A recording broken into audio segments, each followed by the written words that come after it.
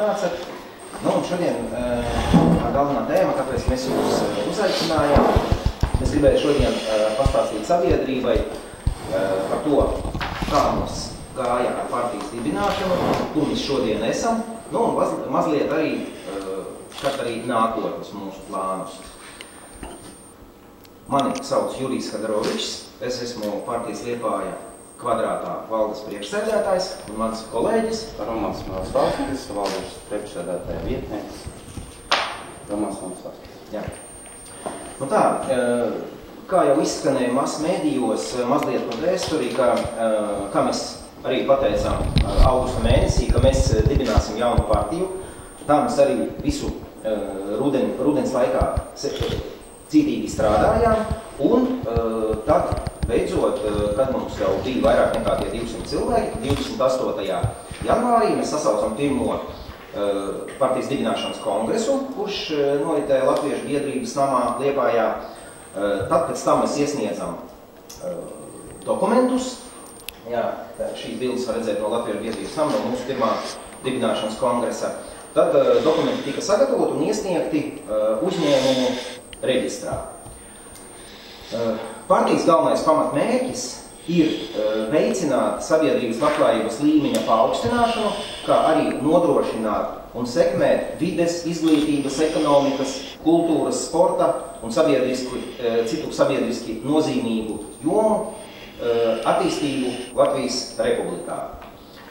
Nu, un tad pēc tā mūsu pirmā kongresa sākās visinteresantākais. Jā.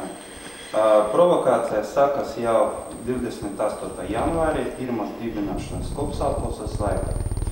Kad pie mikrofona tika nezināma mums persona vārda Reinis Točilevskis, kurš sāka sapulces laikā izplatīt melīgu un nepateisu informāciju par Juriju Kadroviču.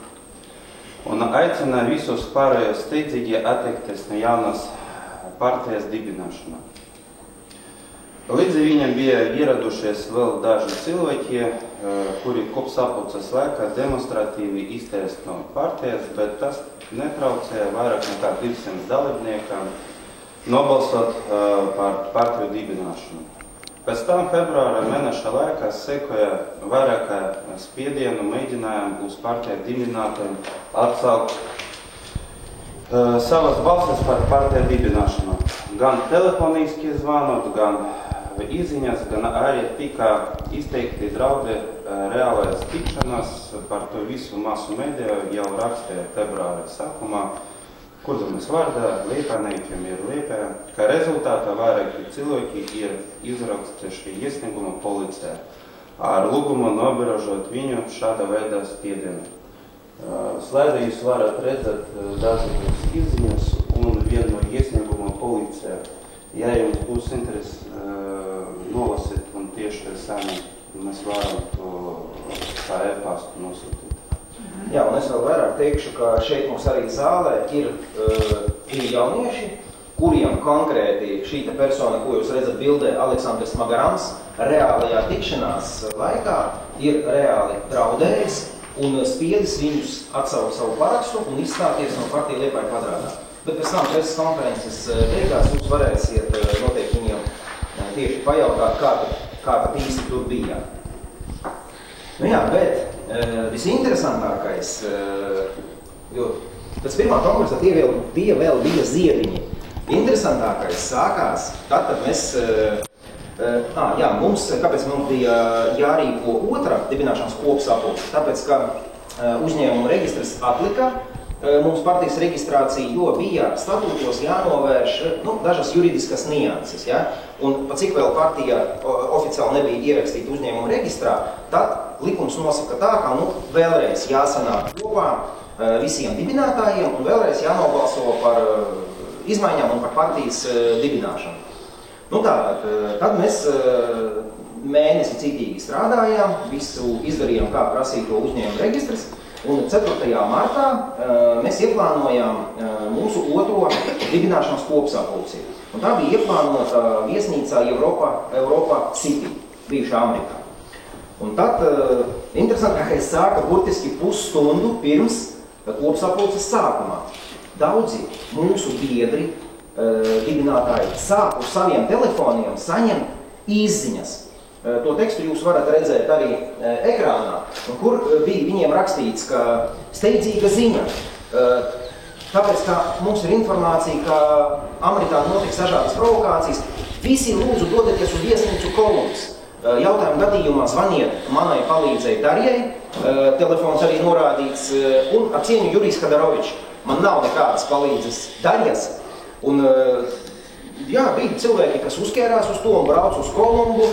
Bija tādi, kuri zvanīja tai Darjai un saka, kas tad notiek, un Darja teica, viss atceļās, ejiet mājās, nekā nebūs. Tālāk, tajā pašā laikā, kad cilvēkiem tiek sūtītas izziņas, man, Romānam un citiem valdes locekļiem, uz telefoniem sākās nepārtraukti zvani ik pēc 15 sekundēm no kaut kādiem nezināmiem telefoniem. Un tas viss turpinājās gandrīz stundas laikā. Un tas ir laikam, lai cilvēki nevarētu mūs sazvanīt. Un pēc tam mēs noskaidrojam, jā, bija arī tādi, kuri aizbrauc uz Kolumbu, tur arī nekā nav. Un, piemēram, ja cilvēks ar sabiedrisko transportu, tad viņš skatās, nu jau uz stundu nokavē, un tā arī uz kongresu mūsu arī netika. Bija arī tādi, diemžēl. Bet tas vēl nav viss. Tajā pašā laikā, tur bija tāda veselā pārdomātā, es teiktu, operācija. Tajā pašā laikā pie Amerikas, pie Europa City, abām ieejām, gan no Sētas puses, gan no Leduskalnes puses, stāvēja jaunieši, kuri izdalīja cilvēkiem lapiņas, uz kurām bija rakstīts arī tur teksts, tur bija gan krieviski, gan latviski, ka cilvēkiem, kas gāja iekšā, brīdinājums, ka ja jūs iesiet tur iekšā, piedalīsieties partijas dibināšanā, tas ir krimināla noziegums un jums par to draud cietumsots, par to ir informēta prokuratūra, policija un tā tālāk. Tā kā no visām pusēm tas bija provokācijas, lai cilvēki vienkārši pat neatnāk uz mūsu kongresu. Bet tas vēl nav arī viss. Jo regu arī nākamajā slaidā jūs varat redzēt aiz Leduskalnes pie veikala Rīmi, tur bija pamanīts sarkanais busiņš, un tur bija tajā busiņā atbraukuši 11, kā mēs konstatējām, 11 cilvēki visticamāk, no Rīgas viņi bija, jo pēc tam, pēc kongresa viņus redzēja Saldu, viņi visu uz Rīgu devās ar Reini Tečelovski priekšgalā.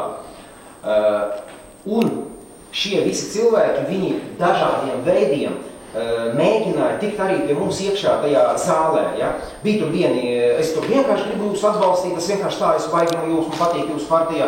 Bija arī tādi, ka tur man Dmitrijs ieteica, man tur Kaspars palūdza, lai es atnāku jūs tur atbalstīt un tā tālāk. Bet mēs laidām tur visus tikai pēc saraksta. Bet visinteresantākais bija, un tas tiešām bija jāizdomā.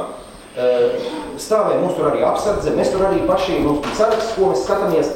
Un tad bija viesmīlis, no viesmīlis, kurš nesa iekšā kafiju.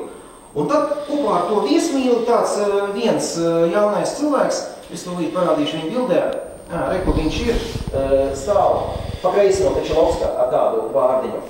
Un šitas te cilvēks, kebabu, ēd kebabu, jā.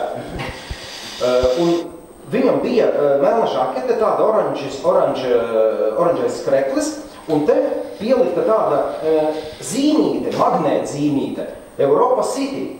Un tad viņš tā iekšā, un galvenais pat apsardze, un daudzi uzķērās uz to. Viņš tā runāja pa telefonu, un tā čik ar visiem, un es skatos jau uz zāli iet. Bet es kaut kā, man ir labāk redzes atmiņā, un es pamanīju, ka tas izskatās nav Amerikas darbinieks. Es piegāju, es saku, jaunais cilvēks, kas jūs esat? Es Amerikas darbinieks esmu. Ja? Es saku, ka ejam pie recepcijas. Un mēs ar viņu ejam pie recepcijas, tad es recepcijā pagriežos, prasu, saku, sakiet lūdzu, vai šis jaunais cilvēks strādā pie jums? Pagriežos un ieraudzīju jau pie durvīm tikai papēžus. Viņš parādīja, kā viegli atlētikas sprinteriem jāskrien. Tā ka to viņš izdarīja ļoti kvalitatīvi un ātri. Bet neskatoties uz visām šīm te provokācijām, mums tā otrā kopsapulce izdevās. Mums bija 204 cilvēki, un visi nobalsoja par. Starp citu, vienu momentu aizmirsum. Bija tomēr viena sieviete, kura kaut kādā veidā tika iekšā, ja, un viņa gandrīz tur kopsapulces sākumā arī piecēlās un pateica, es esmu pret kaut kādas partijas dibināšanu, es gribu atsaukt savu parakstu, mums tur zālē bija arī notārs, un saka, lūdzu, reko notārs, jūs varat atsaukt savu parakstu, reko tur durvis, viss, tā ir jūsu izvēle. Un pēc tam, pēc 3 stundām, viena meitene no mūsu dibinātājiem, viņa tad devās uz Rīgu, un tad viņa man zvanīja, es saku, Julijs, tagad esmu Saldū, un stāv tur tas sarkanais busiņš. Un es saku, tu zini, tur visi tie jaunie cilvēki, kuri tur gribēja tik iekšā, tur izdalītās lapiņas. Un tu zini, viņi saka, starp viņiem arī tā sieviete, kura izstājās kongresa laikā. Es saku, tu tikai pārliecināji manas domas, ka tas viss bija organizēti. Ja, bet neskatoties uz to, mums viss izdevās, un tad mēs iesniedzam dokumentus uzņēmumu reģistrā, un tad 14. martā saņēmām oficiālu atbildi no uzņēmuma reģistrā par to, ka politiskā partija Liepāja Kvadrātā ir oficiāli ierakstīta politisko partiju reģistrā.